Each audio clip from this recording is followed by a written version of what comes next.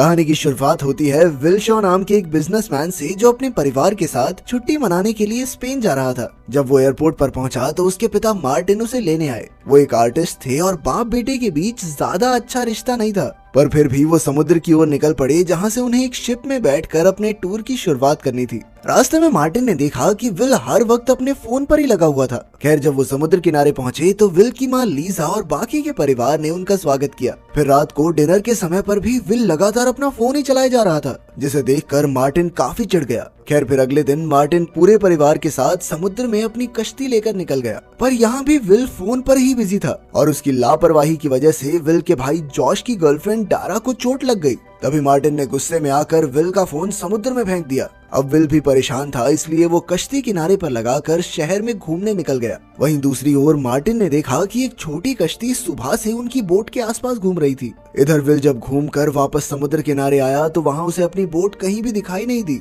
उसने आसपास के मछुआरों से पूछताछ की, मगर कोई जानकारी नहीं मिली। फिर लोगों ने उसे पहाड़ी के ऊपर जाकर देखने की सलाह दी, क्योंकि वहाँ से पूरे समुद्र का नजारा साफ दिखता था। अब विल तुरंत पहाड़ी के ऊपर गया और वहाँ से उसे अपनी नाव दिखाई दी। वो फटाफट तैरकर नाव के पास पहुंचा, मगर ये क्या, वो नाव तो बिल्कुल खाली थी। ये देखकर विल का दिल डूबने लगा, क्योंकि उसे एहसास हो गया था कि यहाँ पर कोई तो दुर्घटना जरूर हुई है। अब विल बिना समय गवाए शहर के पुलिस डिपार्टमेंट में पहुंचा और पुलिस से मदद मांगने की कोशिश की, मगर वहाँ किसी ने उसकी पुकार नहीं सुनी। पर जैसे ही विल ने अपना पूरा नाम बताया तो फिर वहाँ पर हलचल हुई और सभी पुलिस वाले तुरंत काम पर लग गए। थोड़ी ही देर में विल और कुछ पुलिस वाले उस जगह पहुंचे जहाँ उनकी नाव खड़ी थी। अचानक विल ने देखा कि एक आदमी पहले से किनारे पर उसका इंतजार कर रहा था और तभी विल को एहसास हुआ कि कुछ तो गड़बड़ है, इसलिए वो पुलिस से बचकर भाग निकला। तब पुलिस वाले भी उसका पीछा करने लगे और आखिरकार उन्होंने विल को धर दबोचा, मगर ऐन वक्त पर मार्टिन ने वहां आकर विल की जान बचाई। उसने सभी पुलिस वालों की धुलाई कर दी और फिर विल को साथ लेकर फरार हो गया।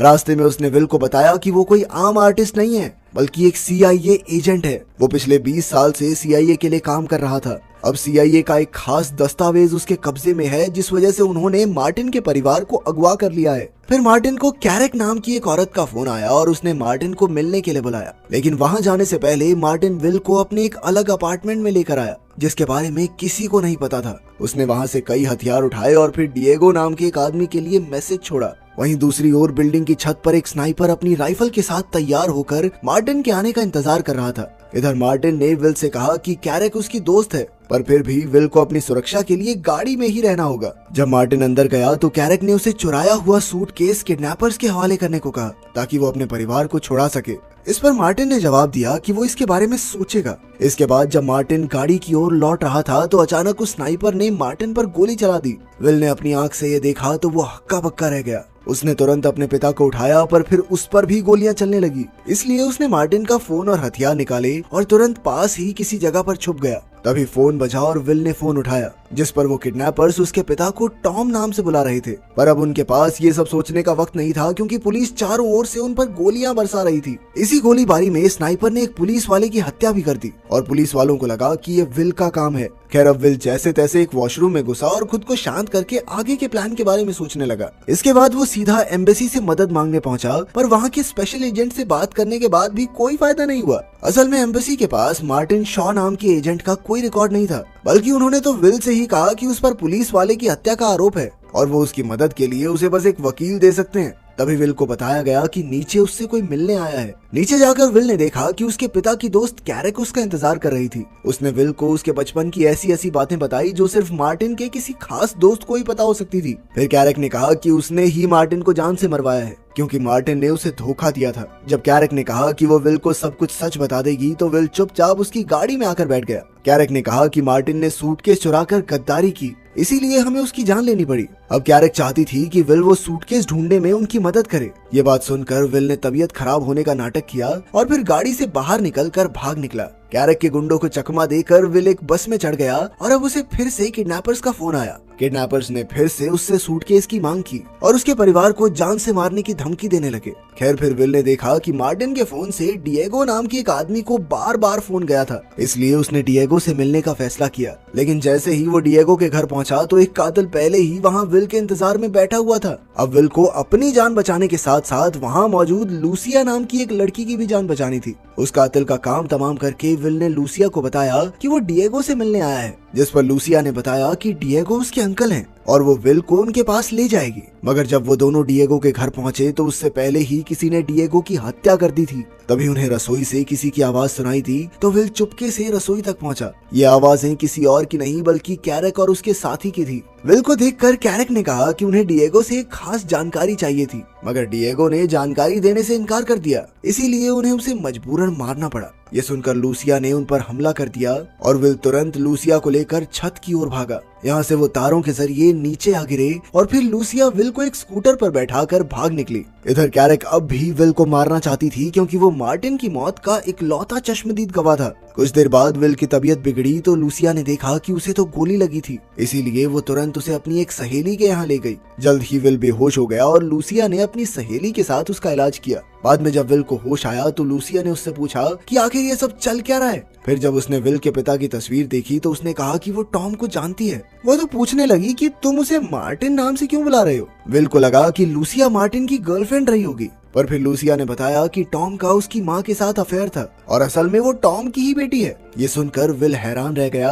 पर फिर उसने अपने परिवार की जान बचाने के लिए लूसिया को भी साथ चलने को कहा। लेकिन ये मिशन बेहद खतरनाक था, इसलिए लूसिया ने साथ चलने से इनकार कर दिया। पर उसने विल को एक पता बताया जहां वो अपना मिशन पूरा करने के बाद उससे मिल सकता है। इसके बाद विल सीधा किडनैपर के बताए पते पर पहुंच गया। वहां विल को एक गाइड मिलता है जो उसे अपने साथ लेकर चलने लगा। फिर गाड़ी में बैठते ही कुछ लोगों ने विल के ऊपर हमला करके उसे बेहोश करके बांध दिया। बाद में जब विल को होश आया तो वो एक कमरे में था जहाँ उसका पूरा परिवार कैद था। फिर किडनैपर ने उसे बताया कि मार्टिन के पास एक सूटकेस था जो कि CIA को चाहिए था। लेकिन फिर मार्टिन को लगा कि CIA के अंदर कुछ ऐसे गद्दार लोग हैं जो इस सूटकेस का गलत इस्तेमाल करके पूरी दुनिया में तबाही मचा सकते हैं, इसलिए उसने ये सूटकेस अपने पास रखा। पर अब उसकी भी हत्या हो गई और फाइनली ये सूटकेस कैरक के कब्जे में था। इसके बाद किडनैपर ने कहा कि वो विल के परिवार को तभी रिहा करेगा जब विल उसे वो सूटकेस ला कर दे। इसके बाद गुंडों ने विल को सड़क पर फेंक दिया और विल उसी क्लब में गया जहां लूसिया उससे मिलने वाली थी। वहां उसने कैरक को पकड़ने के लिए लूसिया से मदद मांगी और लूसिया ने अपने साथियों को बुला लिया।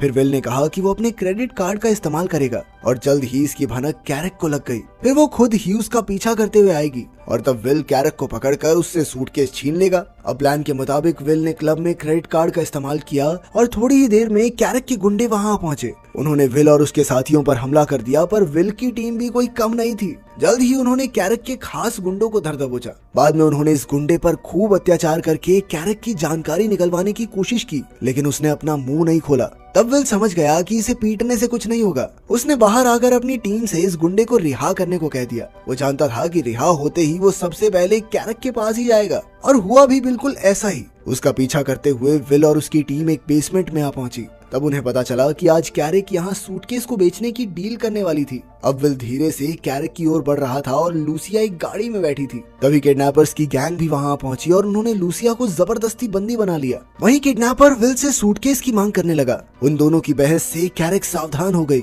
और अचानक उसने सामने वाली पार्टी पर गोलियां चला दी। अब वो खुद सूटकेस के साथ भागना चाहती थी, मगर यहाँ चारों ओर से धुआंधार गोलीबारी शुरू हो गई। इधर विल ने गुंडों का सामना करके लूसिया की जान बचाई, लेकिन फिर इसी मौके का फायदा उठाकर कैरक सूटकेस के साथ भाग निकली। लेकिन विल भी तेजी से कैरक का पीछा करने लगा और रास्ते में उसने कई गाड़ियों का नुकसान कर दिया। तभी एक चौराहे पर वो कैरक की गाड़ी को टक्कर मारने ही वाला था कि अचानक कैरक ने गाड़ी घुमा दी और विल की गाड़ी सीधा शीशे से जा टकराई। तभी कैरक ने अफरा तफरी मचाने के लिए आम लोगों पर गोलियां चलानी शुरू कर दी। जैसे ही विल वहां से भागा तो कैरक भी उसका पीछा करने लगी। जल्द ही उनके बीच जबरदस्त टक्कर हो गई और विल की गाड़ी सड़क पर पलट गई। विल को जख्मी हालत में देखकर कैरक जोर जोर से हंसने लगी। उसने कहा कि अब वो सूटकेस छीनकर अपने परिवार की जान कभी नहीं बचा पाएगा। लेकिन अचानक पीछे से कैरक को किसी ने गोली मार दी और तब विल ने देखा कि किडनैपर के गुंडे यहाँ आ पहुंचे थे। उन्होंने कैरक को जान से मारकर सूटकेस चुरा लिया और फिर किडनैपर खुद विल को उसके परिवार के पास ले गया। रास्ते में उसने देखा कि मार्टिन बहुत ही बहादुर और शातिर एजेंट था और आज उसे विल पर भी नाज होगा।